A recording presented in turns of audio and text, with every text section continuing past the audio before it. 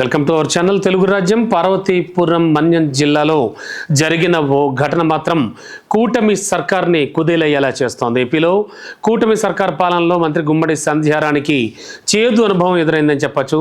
స్థానిక ప్రజా సమస్యలపై పలువురు మహిళలు మంత్రిని ప్రశ్నించడంతో ఆమె తీవ్ర అసహనం కూడా వ్యక్తం చేశారు అందరి ముందు. అంతటితో ఆగారా? ప్రశ్నించిన మహిళల్ని తిరిగి క్లాస్ పీకడం కూడా మంత్రి గుమ్మడి సంధ్యారాణి చేసింది మనం గమనించాలి. పరిష్కారం చేయాలి, ప్రజలకు అందించాలి, పరిష్కారం చేయాలి. దానికి మీరు ఇచ్చి కూడా ఇవ్వచ్చు. ఇక్కడ బిందులు పట్టుకుని నిలబడక్కర్లే. ఈ సోఫ్ వద్దు మనకు. మీకు నీళ్లు కావాలంటే నాకు చెప్పండి. మీరే కొండల మీద లేరు, ఎక్కడ లేరు, ప్లెయిన్ ఏరియాలో ఉన్నారు. ఎవరు చెప్పారు?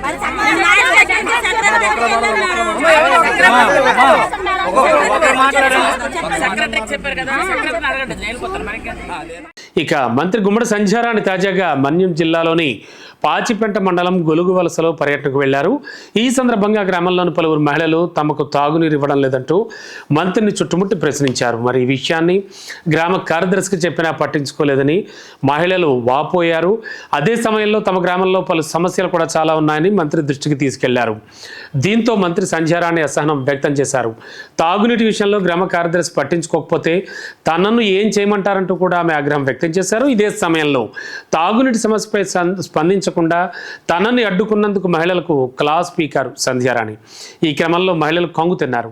తమ సమస్యలు పట్టించుకోకపోవడంపై మహిళలంతా కూడా మండిపడ్డారు. ఆల్రెడీ తమ ప్రాంతంలోకి సమస్యలేంటో చెప్పండి అని అడగడానికి వచ్చినటువంటి మంత్రికి తమ సమస్యలేంటో విన్నవించుకుంటుంటే ఎందుకు ఇలా కోప్పడుతున్నారో తెలియక ఒక క్షణం మహిళలు అయోమయంలో పడ్డారు.